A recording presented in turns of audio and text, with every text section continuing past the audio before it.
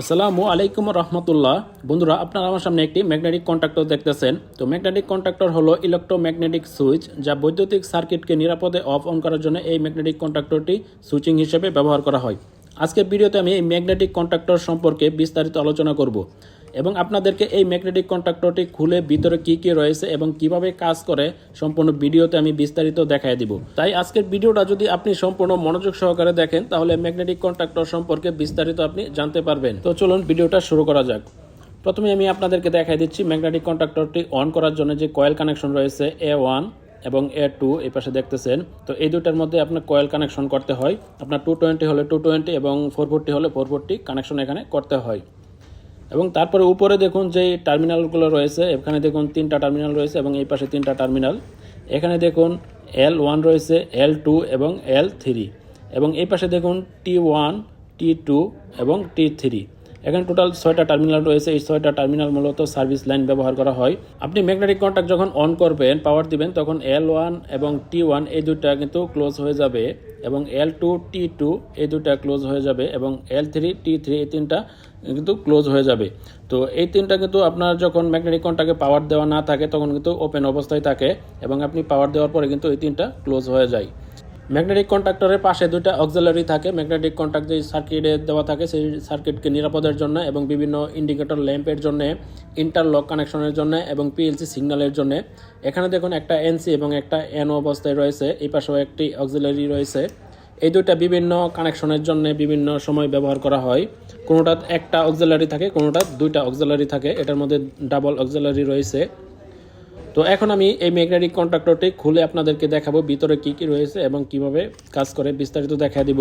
বন্ধুরা, আপনারা যারা ভিডিওটি দেখতেছেন ভিডিওতে একটি লাইক দিয়ে দিন এবং আপনারা যারা এখন আমার চ্যানেলটি সাবস্ক্রাইব করে নাই অনুগ্রহ করে আমার চ্যানেলটি সাবস্ক্রাইব করে ফেলুন। তো এই ম্যাগনেটিক কন্ট্রাক্টরটি খোলার জন্য এই পাশে একটি লক রয়েছে, দেখুন বড় একটি লক রয়েছে এবং এই পাশে দুই পাশে দুইটা ছোট ছোট লক রয়েছে।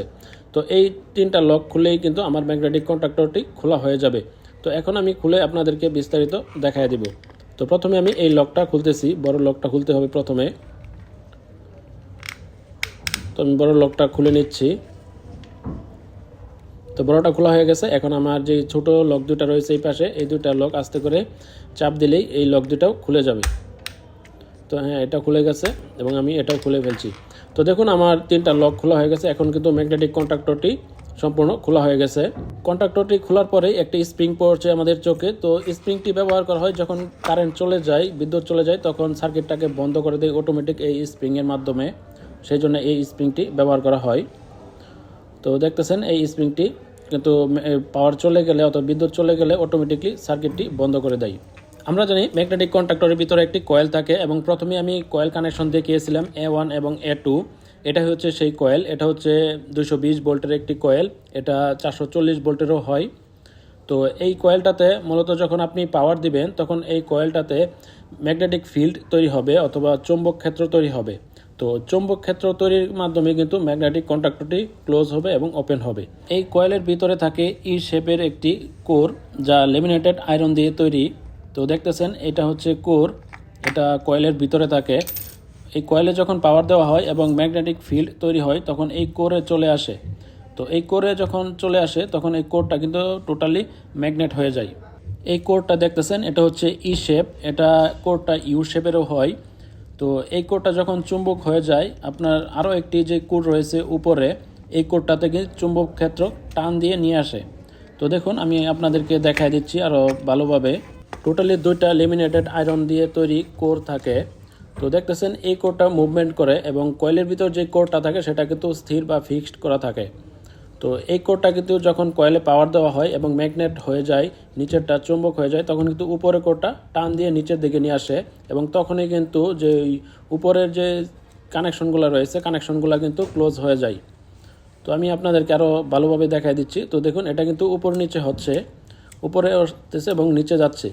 তো দেখা যাচ্ছে যখন এটা নিচের দিকে অন হয়, ম্যাগনেট হয়ে যায়, তখন উপরের কোরটা টান দিয়ে নিচেরটার সাথে লাগা দেয় এবং এই যে টার্মিনালগুলো দেখতেছেন একটা টার্মিনাল আরেকটার সাথে কিন্তু ক্লোজ হয়ে যায় এবং একটা থেকে লাইন আরেকটা চলে যায়, তখন কিন্তু আপনার সার্কিটটা রানিং হয়ে যায়। এবং আপনার যখন এই কোরটা উপরের দিকে উঠে যায়। একটা স্প্রিং প্রথমে দেখিয়েছিলাম, সেই স্প্রিংয়ের মাধ্যমে পাওয়ার চলে গেলে কিন্তু কোডটা উপরে উঠে যায় এবং তখন কিন্তু যে কানেকশনগুলো ওপেন হয়ে যায় এবং সার্কিট বন্ধ হয়ে যায়। তো এখানে মূলত এই ম্যাগনেটের কারণেই কিন্তু এখানে যেই সুইচিং কানেকশনটা সেটা হয়ে থাকে। তো নিচে একটা কোর এবং উপরে একটা কোর, নিচের কোরটা ম্যাগনেট হয়ে উপরের কোরটা টান দিয়ে নিয়ে আসে। তো এখন আমি এটা আবার ফিটিং করে আপনাদেরকে দেখায় দিব যে আসলে কিভাবে কাজ করে, সেটাও আমি পাওয়ার দিয়ে এখন আমি আপনাদেরকে দেখায় দিব। তো দেখুন, প্রথমে স্প্রিংটা দিয়েছি, স্প্রিং দেওয়ার পরে উপরে যেই হেডটা রয়েছে বা উপরে যে কোরটা রয়েছে সেটাও আপনার দিয়ে দিতে হবে। তো এটা মনে হচ্ছে উল্টা হয়ে গেছে, আমার ঘুরিয়ে দিতে হবে। এটা উল্টাভাবে দিলে কিন্তু ফিটিং হবে না। তো আমি ঘুরিয়ে আবার লাগাচ্ছি, দেখুন। তো এখানে আমি লাগিয়ে দিচ্ছি, হালকা চাপ দিয়ে আপনার কন্ট্যাক্টরটা ফিটিং দিতে হবে। তো দেখুন, আমি কন্ট্যাক্টরটা ফিটিং দিয়ে ফেলেছি। তো এখন আমি কন্ট্যাক্টরে আমি পাওয়ার দিয়ে দেখব কন্ট্যাক্টরটি অন হয় কি না।